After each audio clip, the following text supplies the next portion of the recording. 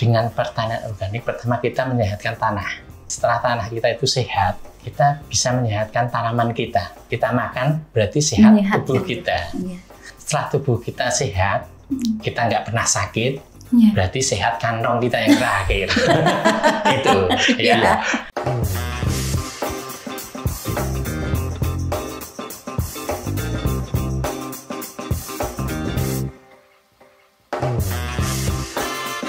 Community Development Bethesda Podcast. Sobat Sidi Bethesda, kembali lagi bersama saya Denny dalam Community Development Bethesda Podcast. Dalam episode kali ini kita akan bersama-sama bicara santai, kita akan ngobrol santai soal pertanian organik dan juga bagaimana kaitannya dengan ketahanan pangan. Sekaligus kita akan bersama-sama belajar tentang dampak perubahan iklim. Sudah hadir bersama-sama dengan kita kali ini dua narasumber kita yang begitu luar biasa. Beliau-beliau ini adalah aktivis pertanian organik. Beliau-beliau ini tergabung dalam Tani Organik Merapi atau yang biasa disingkat dengan sebutan TOM yang berlokasi di daerah Cangkringan, Sleman. Mereka berdua adalah Bapak Untung Wijanarko dan juga Bapak Sugiarto. Halo Pak. Halo juga. Apa kabar? Luar biasa. Luar biasa. Ya. Jadi terima kasih sudah berkenan hadir di Sidi Bethesda ini dalam acara podcast kita kali ini. Iya, terima kasih kami sudah diundang untuk sharing Sama-sama, hari ini. Pak. Ya. Jadi, mungkin bisa disapa Sobat Sidi Bethesda yang ada di rumah. Oh ya. Halo Sobat Sidi Bethesda, saya Untung Wijanarko. Saya Sugiarto. Salam organis. Salam organis, luar biasa. Baik, Pak, mungkin bisa dijelaskan kepada Sobat Sidi Bethesda tentang apa sih sebenarnya pertanian organik itu dan sebenarnya apa kaitannya dengan adaptasi perubahan iklim? Mungkin Pak Sugiarto atau Pak Untung? Oke, saya. Jadi selama ini memang untuk pertanian organik sudah mulai didengar ya untuk masyarakat. Dan pertanian organik adalah di mana pertanian dengan perlakuannya, pengolahannya sama sekali tidak menggunakan pupuk kimia dan pestisida kimia sintetis. Tapi pertanian organik pun memang itu harus ada tahapannya. Jadi tahapan pertanian organik pertama memang butuh waktu di situ. Namanya adalah masa konversi. Waktunya adalah sekitar 2 tahun menurut SNI 2016, tapi sekarang kelihatannya diperbarui 2000 yang baru ini sekitar 1 tahunan. Jadi konversinya itu ada satu pertanian secara konvensional pertama kali. Konvensional itu 100% masih menggunakan pupuk kimia dan pestisida kimia. Tahap kedua adalah pertanian semi organik. Semi organik adalah pertanian di mana sudah mengurangi produk kimianya. Jadi semi organik adalah sudah tidak menggunakan pupuk kimia dan pestisida kimia di bawah 50%. Yang terakhir adalah menuju pertanian organik. Itulah, kalau pertanian organik sama sekali sudah tidak menggunakan pupuk kimia dan pestisida kimia. Zero, ya. Gitu ya Pak. Jadi ada 3 ya Pak ya? Tahapannya ya? Tahapan menuju ke benar-benar pertanian organik itu ada 3 gitu ya? Nah, sebenarnya menurut Pak Giarto dan juga Pak Untung nih, tantangan terbesar apa Pak? Soal pertanian organik ini nanti kaitannya dengan makanan sehat, terutama untuk balita, kemudian lansia, ibu hamil, dan serta untuk ketahanan pangan bagi masyarakat kita. Itu sebenarnya dari pertanian organik yang tadi 3 tahapan itu Pak, itu sebenarnya tantangan terbesarnya apa Pak?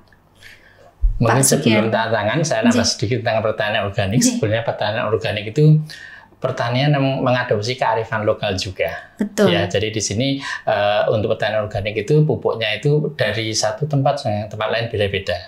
Tidak kita memanfaatkan sumber daya alam yang ada di sekitar kita itu apa dan limbah yang bisa dimanfaatkan untuk pertanian itu apa. Jadi kita mengadopsi kearifan lokal. Nah, di sini diharapkan salah satu tujuan dari pertanian organik salah satunya untuk program kemandirian. Maksudnya di sini petani organik itu diharapkan mandiri bisa membuat pupuk sendiri, pestisida sendiri, tidak tergantung dengan pihak ketiga. Betul, pabrikan gitu ya Pak ya. Selama ini yang ada di isu di tingkat masyarakat atau petani itu pas musim tanam pasti pupuk itu mahal atau langka. Betul. Nah, makanya salah satu solusinya itu untuk kita gerakan dengan pertanian organik, memanfaatkan sumber daya dan limbah yang ada di sekitar itu. Betul. Jadi di sini untuk pertanian organik itu sebenarnya tujuannya mulia.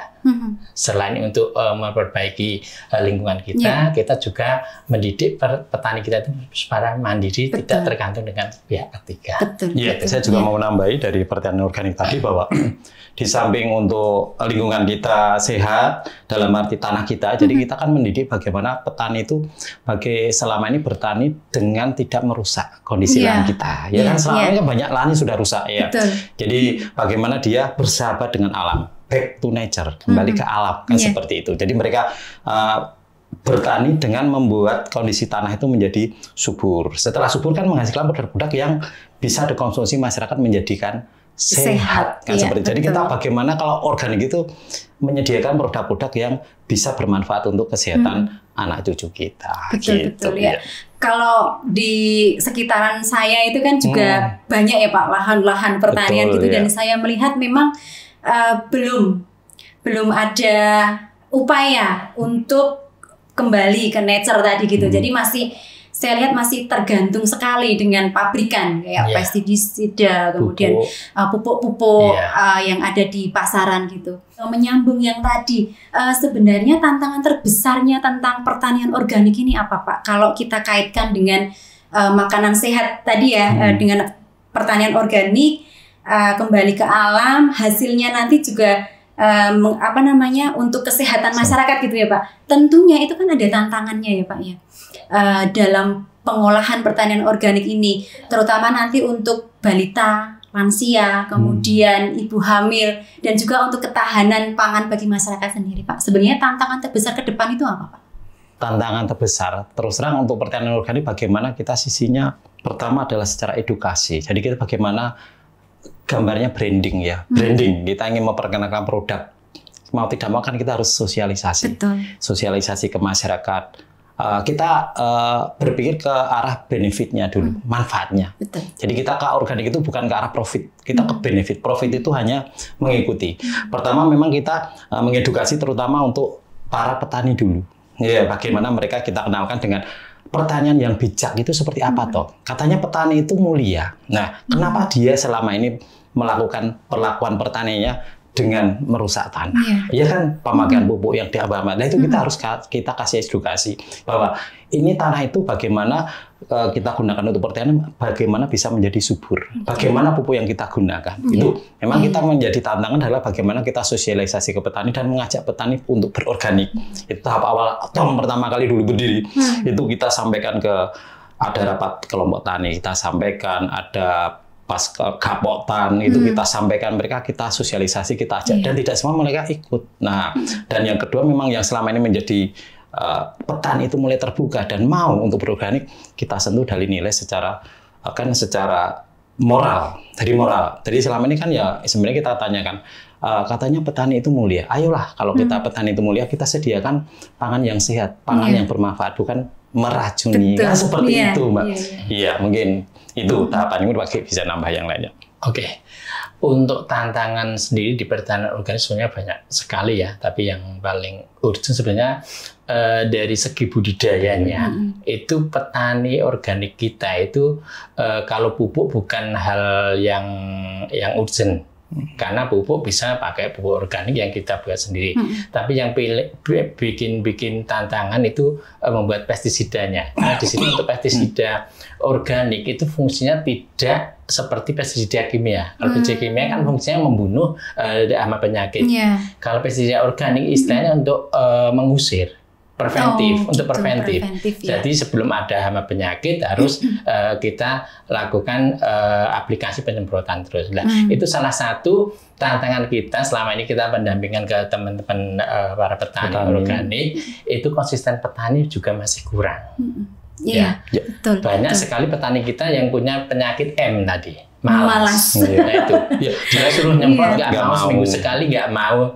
Dia suruh buat pupuk sendiri, pestisida sendiri juga males, pengennya yang instan tinggal pakai kan seperti Tinggal beli, itu. tinggal ini ya, Pak. Itu salah satu tantangan kita untuk pendampingan di tingkat petani dan komitmen dari petani juga.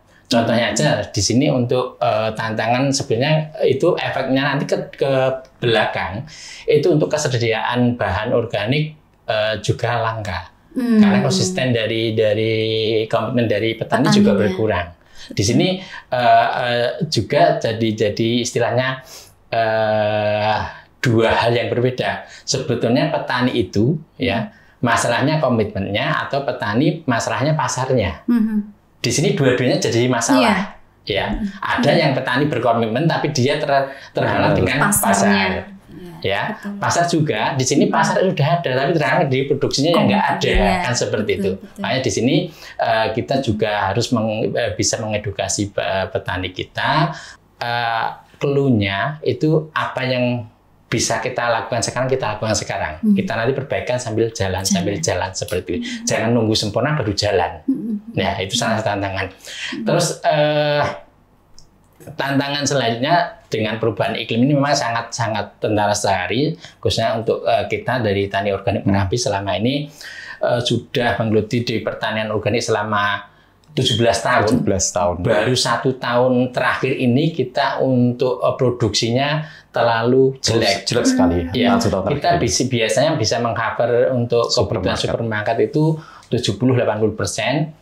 Untuk 1 tahun terakhir ini, akhir-akhir bulan ini, di akhir tahun 2024 ini, baru cuma bisa mengcover 40-50%. Karena cuaca yang ekstrim. Ya, selama ini itu jadi kendala kita semua. Ya, tapi di sini untuk cuaca juga jadi kendala utama dengan kita biasanya mendamping petani untuk berbudidaya dengan pakai pelindung dari plastik atau dari mulsa yang alami kan seperti itu salah satunya. Terus untuk pengendalian hama penyakit itu tadi kita ada nggak ada harus kita aplikasi penyemprotan pestisida organiknya. Jangan nunggu ada hama penyakit baru disemprot. Ya, itu ada seperti itu.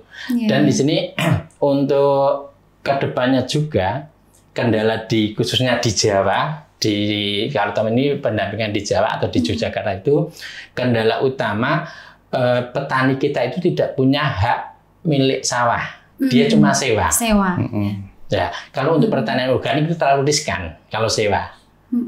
Kita sudah bersusah payah untuk mengorganikkan sawah kita, sewanya cuma 3-5 tahun, setelah itu dimiliki lagi kita percuma. Itu. Kembali lagi ke anorganik gitu ya. Makanya di sini sebelum kita kerjasama dengan petani, biasanya kita tanya sawahnya hak milik atau sewa.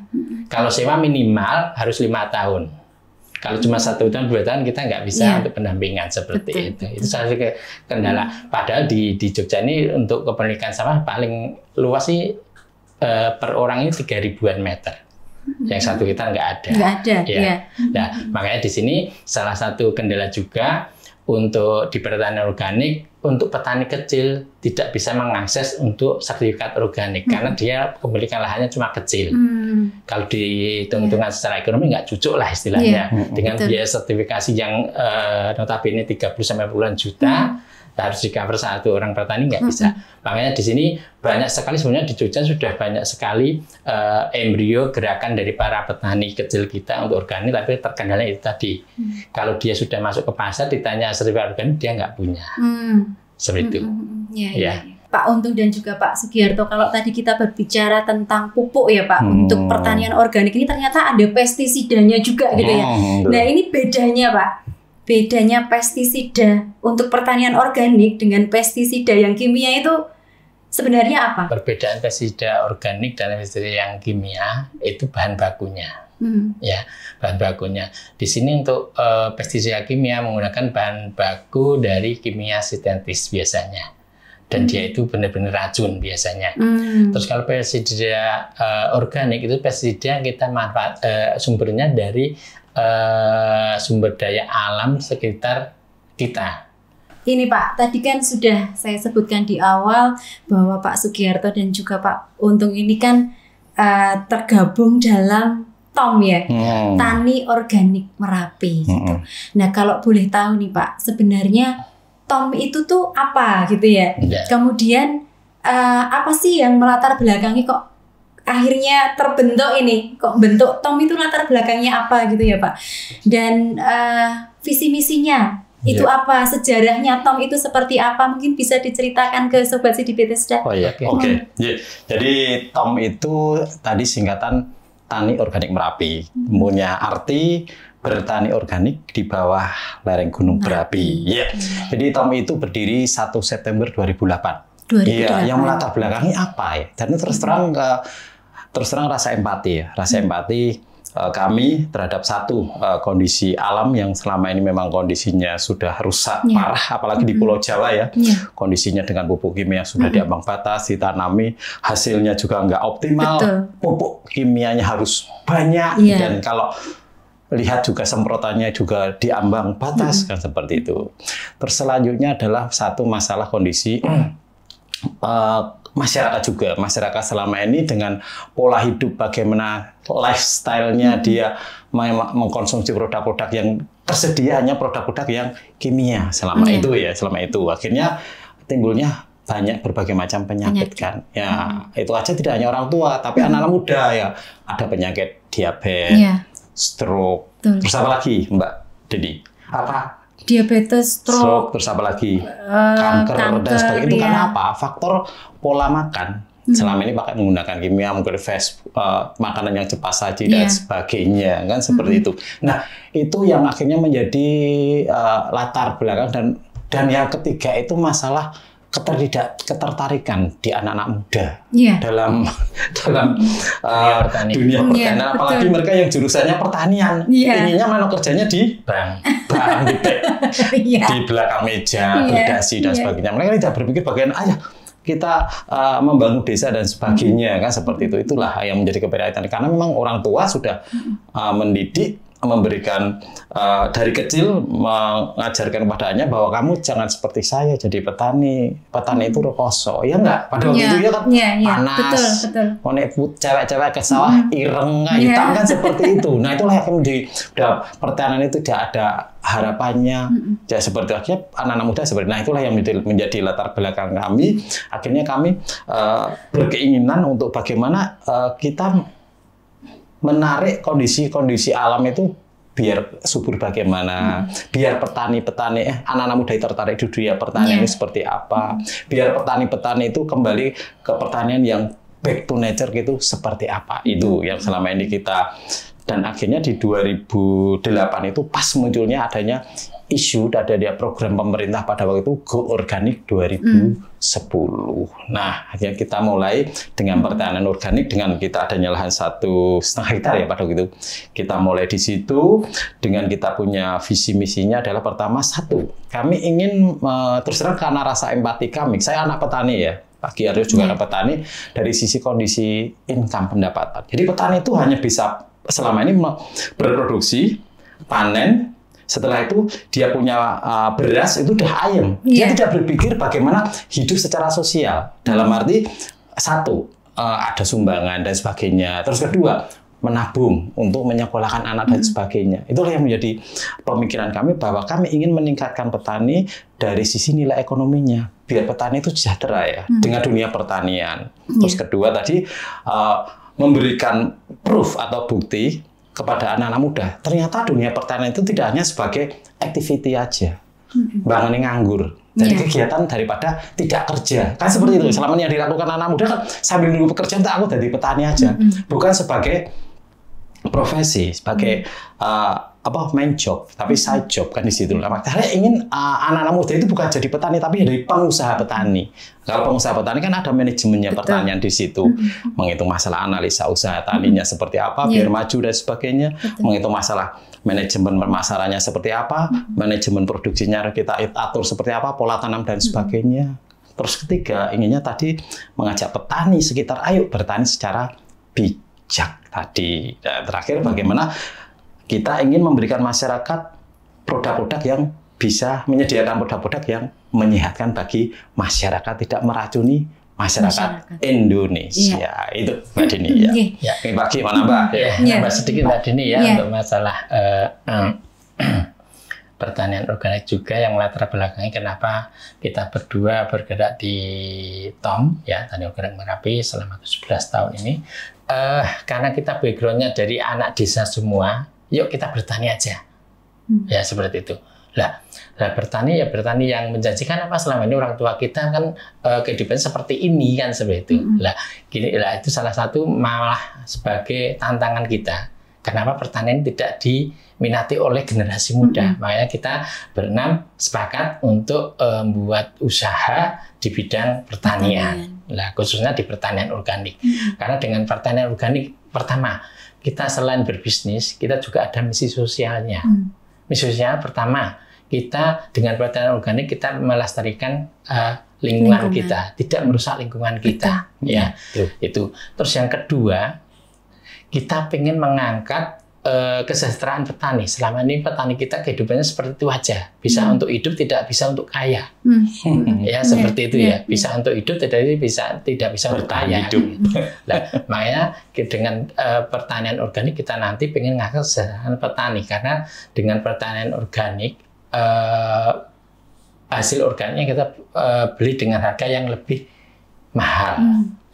Selama ini kan di isunya di masyarakat kan itu produk organik pasti harganya lebih mahal dari yang biasa. Itu salah satu alasannya itu kita ingin mengangkat kesejahteraan petani. Ya. Dengan mengadakan selain harganya lebih tinggi dengan produk yang biasa, yang konvensional, kita juga dengan petani itu dengan sistem harga kontrak. Jadi harganya nggak fluktuatif. Selama ini kan di masyarakat atau petani kita pas musim raya pasti harganya turun ya rendah sekali. Pas musim susah panen harganya tinggi gitu. Kita tidak mengenal itu. Ya, kita harganya flat. Kita kontrak dengan petani. Contohnya di sini untuk sayuran nih, Pak Coy ini ya. Pak Coy ini di tingkat petani biasa konvensional ya, biasanya per kilo petani jual ke bakul atau tengkulak itu di harga 3.000-an per kilo ya. Bagus, dengan bersama dengan TOM, kita dengan TOM ini bisa kita per kilo kita kontrak dengan harga 6.000 ya.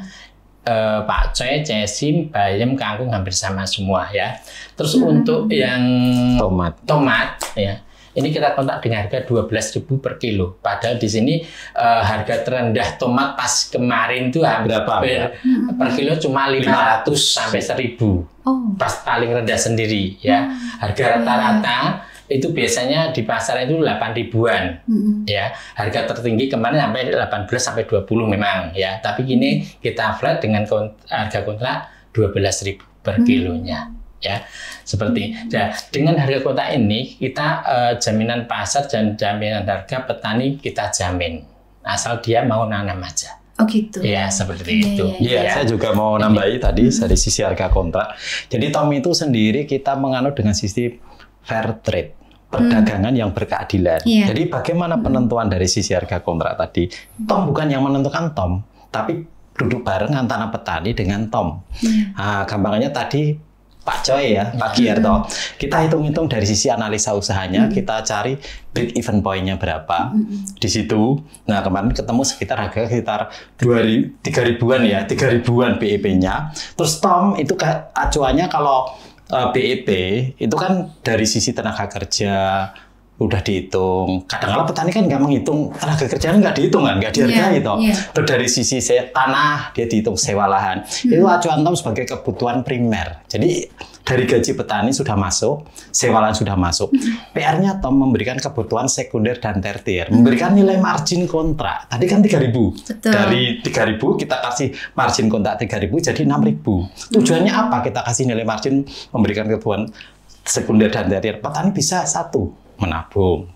Yang selama ini belum punya rumah bagus bisa diperbaiki, belum punya sepeda motor bisa nambah. Jadi untuk kebutuhan yang lain. Jadi kita hitung-hitung bareng. Jadi tidak Tom yang menentukan dari sisi untuk harga kontrak tadi kan seperti itu. Itu ya Pak, kita dinambahin ya.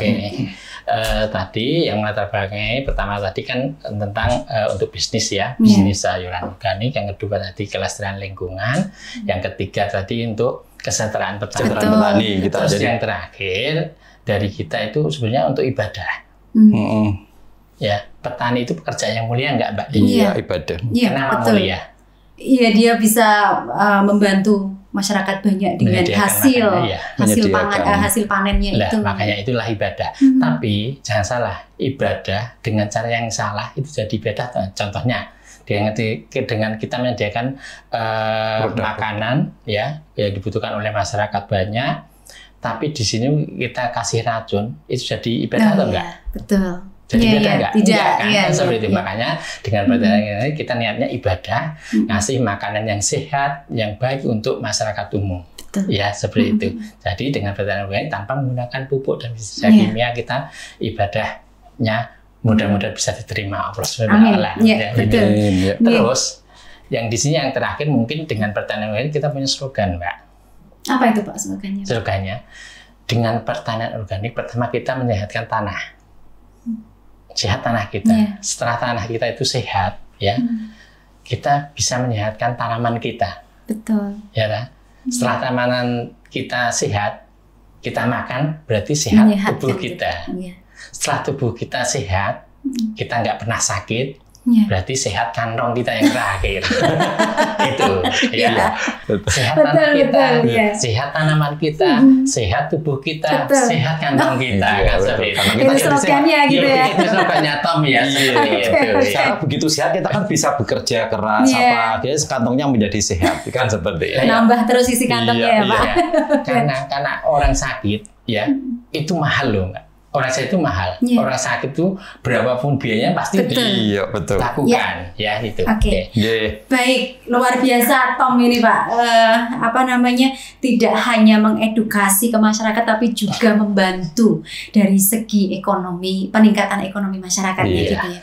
Baik Pak, ini apakah ada upaya dari Tom ini untuk ikut berkontribusi mengatasi malnutrisi bagi kelompok rentan gitu ya, baik itu stunting seperti anak-anak, kemudian ibu hamil gitu, dan kalau ada itu bentuknya apa Pak? Mungkin bisa dijelaskan.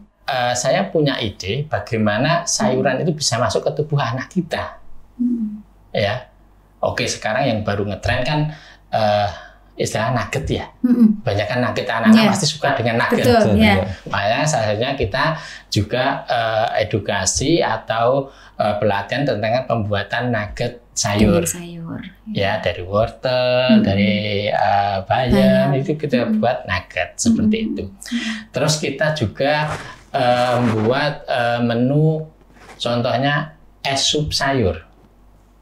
Biasanya Mbak Deni kalau beli kan es sup buah ya. Iya, es sup buah, es sup sayur ini. Agak-agak aneh ini Pak. Iya. Itu bentuknya seperti es sup buah, kita belinya sayuran sayur. Tapi pas nggak bawa ini ya Pak. Kalau nanti main ke Tom nanti. Ya, main Tom ada nanti. Nah di situ kita buat kan gini. Kalau anak-anak makan sayur nggak suka, makan es pasti suka, kan gitu. Makanya kita buat es sup sayur, ya. Dia itu rasanya manis, tapi dalamnya sayuran semua. Ada esnya, es batunya juga, seperti itu. Jadi seperti makan es buah itu ada wortel, ada tomat, ada labu siam, ya, ada beet.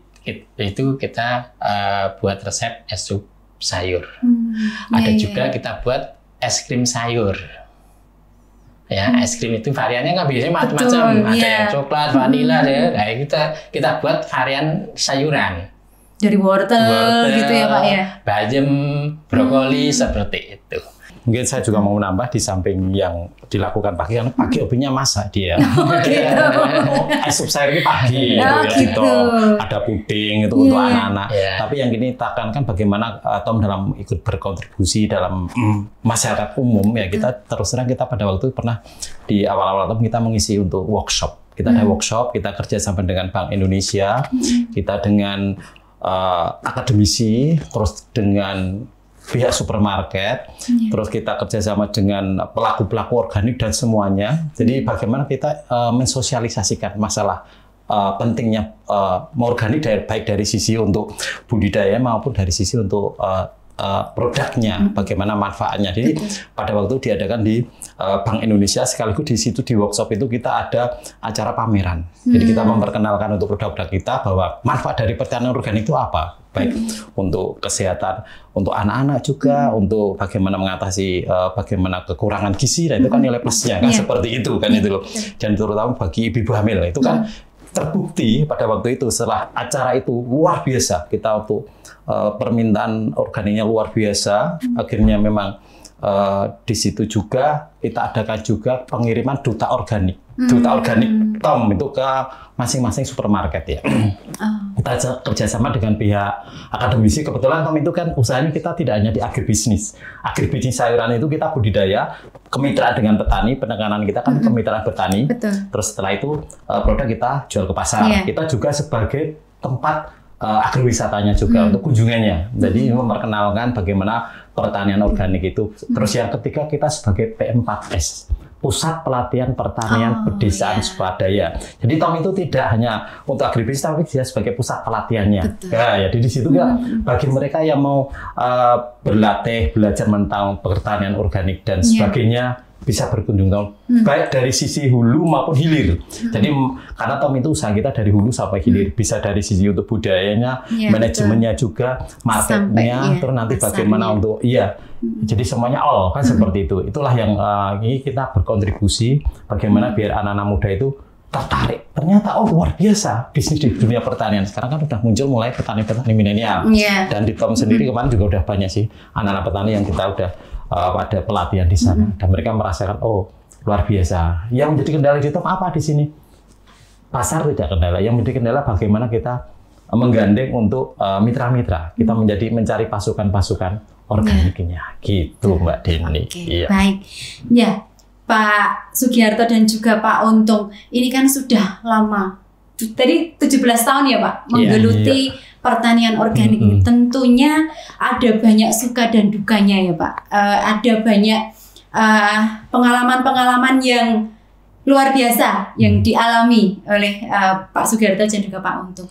Mungkin bisa diceritakan beberapa pengalaman, mungkin satu saja dari Pak Sugiarto dan juga dari Pak Untung masing-masing satu menceritakan pengalaman yang paling berkesan.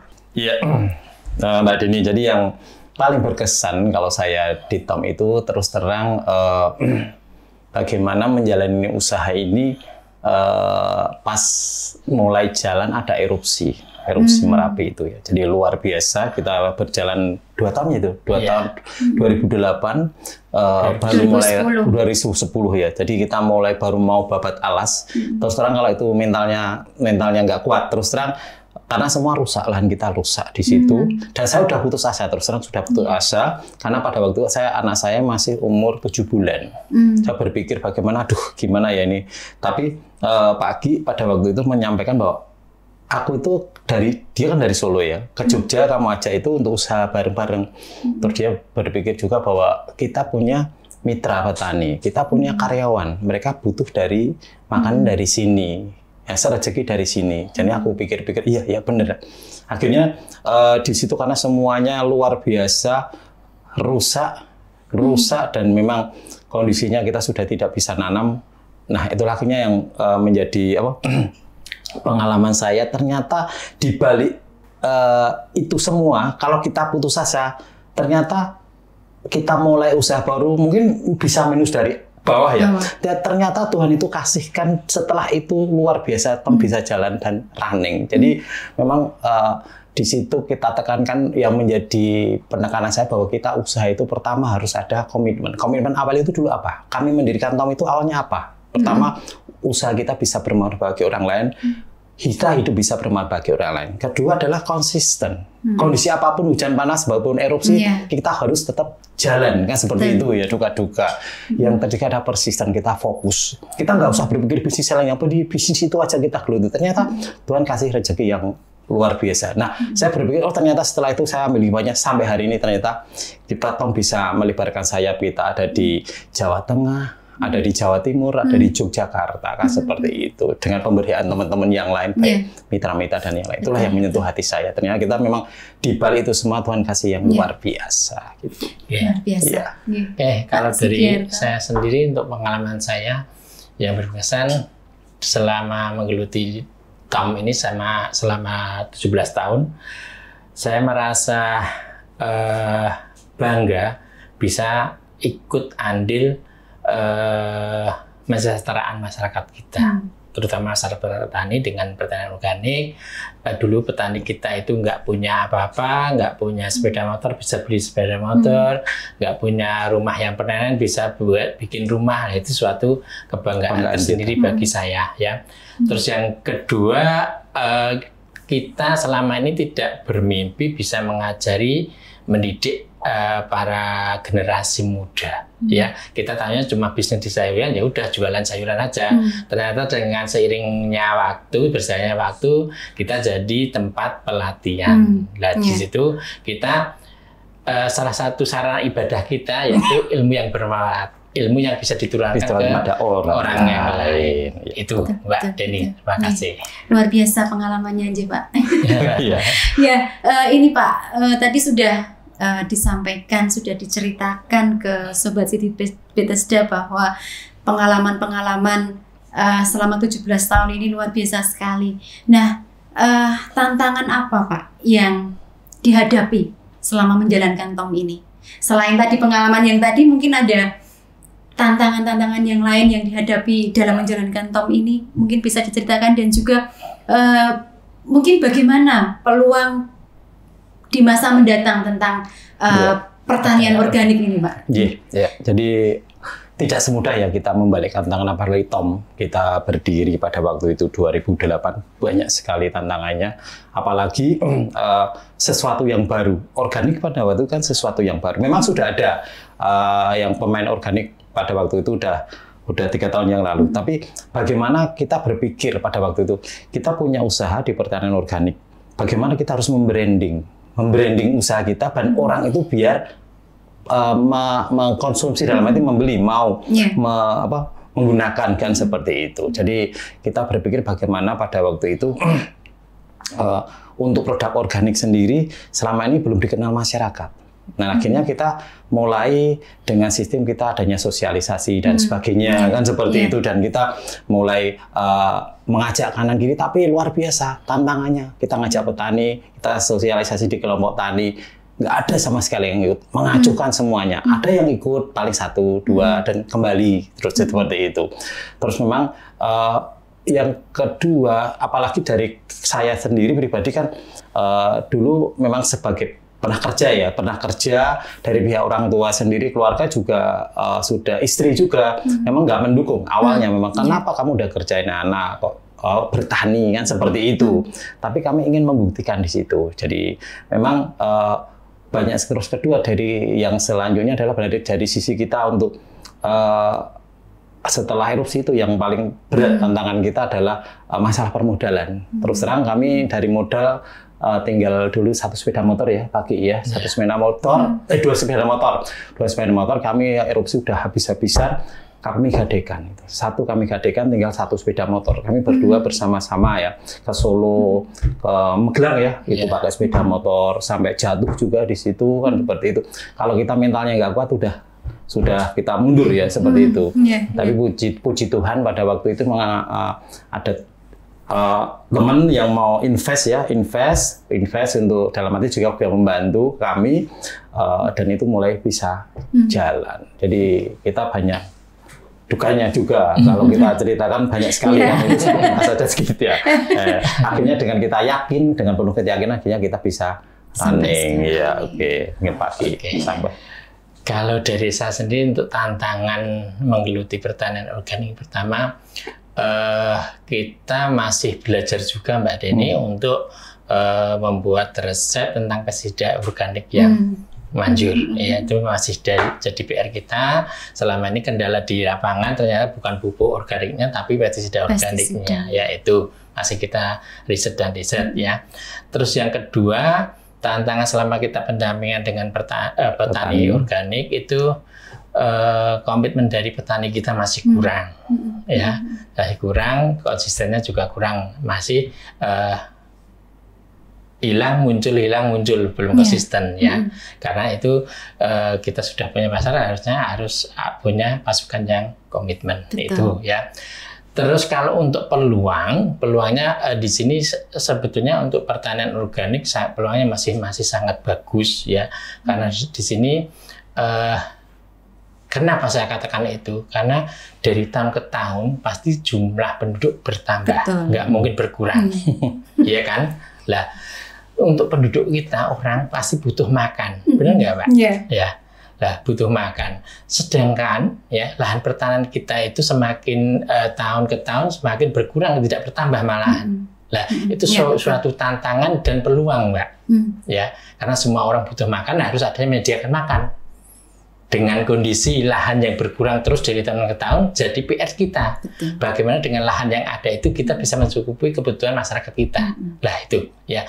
Di sini jadi tantangan saya juga untuk bisa mengedukasi ke generasi muda biar dia itu bisa bergerak di bidang pertanian. Secara bisnis, bukan sebagai pertanian sebagai kegiatan harian, tapi bisnis seperti itu. Oke. Pak Sugiarto dan juga Pak Untung, kalau kita mengingat pola makan ya, pola makan generasi muda, anak-anak muda sekarang ini, dan juga anak-anak yang tadi disampaikan hanya suka garingan gitu ya. Nah ini pastinya sangat berpengaruh gitu ya Pak di kualitas kesehatan mereka gitu ya. Nah kira-kira harapannya untuk generasi ini apa Pak? Untuk pola makan generasi yang sekarang seperti ini, Pak Untung dan juga Pak Girto punya harapan apa? Iya. Jadi memang selama ini kita ketahui inilah zaman-zaman Z ya, generasi Z ya, generasi milenial, orang pakai HP, makanan sudah tersedia di depan pintu, di depan meja, maksudnya di depan meja, di atas meja. Terus terang anak saya juga ya, kalau beli tinggal pakai GoFood dan sebagainya. Lah itulah, itu sebenarnya kita tarik ke depannya nanti mau jadi apa, ada seperti itu dari sisi pola makannya terutama. Kalau lifestyle memang kita mengikuti ya, lifestyle harus modern, kita juga mengikuti kehidupan yang modern. Tapi bagaimana kita harus memperkenalkan produk-produk yang bisa menyehatkan, kan seperti itu. Nah di sini memang kita arahkan bagaimana gencar-gencarnya Tom itu melakukan sosialisasi dan edukasi ke masyarakat ya. Terutama kita Tom sendiri kan sudah ada di agrowisatanya ya. Agrowisata kita juga di situ ada istilahnya untuk yang ingin tahu aja ya datang aja ke agrowisata, ada kunjungan. Kalau yang ingin tahu banyak nanti ikut ke pelatihan. Kalau ini yang profesional benar-benar jadi pengusaha pertanian, nah itu nanti ada ke dalamnya lagi juga bisa. Jadi nanti terus yang kedua kita memang selama ini juga mengajarkan kepada anak muda, terutama kita juga selama ini untuk anak-anak muda jadilah mereka pengusaha di pertanian, bukan sebagai tadi disampaikan pertanian untuk activity, side job kayak dan seperti itu. Kita di situ ingin menekankan bahwa pertanian itu ternyata kalau kita geluti luar biasa hasilnya, kan seperti itu yang saya rasakan. Terus kami berdua backgroundnya bukan dari pertanian, ya itu bisa untuk bertani dan itu sebagai profesi kami, dan luar biasanya selama ini yang kita lakukan bahwa kita tamu-tamu yang selama ini datang kita bukan hanya lokalan tapi nasional dan internasional juga, kan seperti itu ya. Gitu Mbak Deni ya. Baik Pak Untung. Kalau dari saya harapan selama ini yang masih jadi kendala di pertanian organik salah satu konsumen ya. Kemarin saya sempat survei kecil-kecilan di supermarket ya. Siapa tahu konsumennya Tom itu. Selama ini kan kita nggak tahu karena kita kerjasama dengan supermarket, kan kita nggak punya data. Nah, terus kita buat kuesioner, survei kecil, ternyata di situ muncul, oh ternyata pelanggan Tom itu siapa aja toh? Pertama, memang ibu-ibu hamil. Ya ibu-ibu hamil. Terus yang kedua, ibu-ibu yang punya anak balita. Yang ketiga, orang yang sakit, kebutuhan khusus dan sakit, ya anak kebutuhan khusus dan orang yang sakit, karena orang sakit itu harus didampingi dengan makanan yang sehat, ya itu. Terus yang belum kesentuh ya di sini untuk anak-anak yang muda. Ya. Selama ini kita tahu anak SMP sampai kuliah itu makan yang penting enak. Benar nggak? Dia nggak mikir sehatnya. Betul. Yang penting enak. Lah, kita pengen merambah di sini. Iya.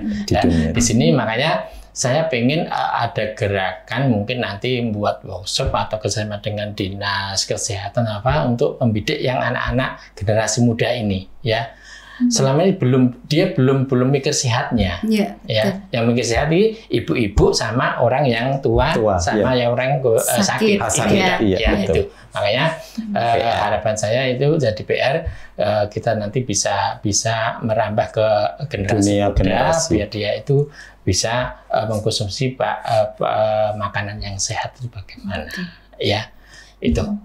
Oke, baik. Ya, sebelum kita mengakhiri ini Pak acara kita hari ini, ada pesan tidak untuk teman-teman CD Bethesda? Monggo disampaikan Pak. Ya. Oke, untuk sobat-sobat dan teman-teman CD Bethesda, kami senang sekali ya, terutama untuk CD Bethesda sendiri yang sudah mengundang kami untuk sharing ya di sini untuk masalah pertanian organik. Kami berharap kedepannya kami bisa berkolaborasi dengan CD Bethesda untuk membuat program yang hubungannya dengan bagaimana pemanfaatan pola hidup yang sehat kan seperti itu. Tadi disampaikan Pak Ki untuk merambah anak-anak remaja pemuda ya. Ya itu monggo kalau bisa nanti kita adakan untuk kerjasama untuk kedepannya untuk rencana tindak lanjutnya. Intinya pesan untuk CD Bethesda sukses selalu dan tetap maju kan seperti itu ya. Gitu aja dari saya ya. Oke. Kalau dari saya untuk teman-teman sobat CD Bethesda, ayo lakukanlah apa yang bisa kita lakukan saat ini. Konsumsilah makanan yang sehat, ya. Tidak harus beli, kita bisa bertanam sendiri dengan ketahanan pangan di keluarga kita. Dengan bertani sayuran secara di polybag bisa, di media tanam bisa, ya. Yang kita lakukan biar kita tidak beli di supermarket yang harganya mahal. Kita bisa membuat sendiri, ya. Dengan insya Allah dengan kita mengkonsumsi makanan yang sehat, badan kita sehat, dan kita nanti bisa beraktivitas lebih giat lagi, ya. Intinya di sini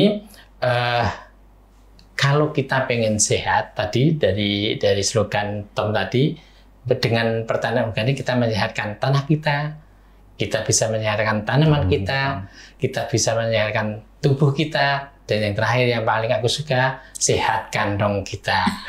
Ya, luar biasa. Terima kasih Pak Anton dan Mbak Sugiarto untuk hari ini. Ya, baik Sobat CD Bethesda, dari percakapan kita hari ini kita sudah banyak belajar bahwa menghasilkan pangan organik menjadi salah satu upaya bertahan dan juga beradaptasi pada perubahan iklim sekaligus menyediakan pangan sehat bagi semua orang. Tentu saja itu hal yang tidak mudah karena Indonesia juga menjadi pasar besar bagi agribisnis anorganik demi mencukupi kebutuhan pangan masyarakat. Namun, upaya sederhana para penggiat pertanian organik untuk turut menyediakan pangan sehat bagi masyarakat patut kita apresiasi, dan di saat yang sama mendukung upaya mendidik masyarakat untuk kembali ke pola makan sehat melalui organik. Semuanya demi menjaga kualitas kesehatan masyarakat kita, terutama untuk balita, ibu hamil, lansia, dan juga untuk kelompok rentan lainnya. Terima kasih sekali lagi kami ucapkan Pak Untung dan Pak Sugiarto sudah bersedia hadir di acara podcast hari ini. Sukses selalu Pak untuk Tomnya. Amin. Sehabis hujan pasti ada pelangi. Amin. Betul. Dan terima kasih kepada seluruh Sobat CD Bethesda yang setia mengikuti perbincangan kita hari ini. Jangan lupa untuk like, komen, dan subscribe YouTube channel CD Bethesda. Sampai bertemu kembali di Community Development Bethesda Podcast di edisi-edisi selanjutnya. Salam sehat dan salam organik.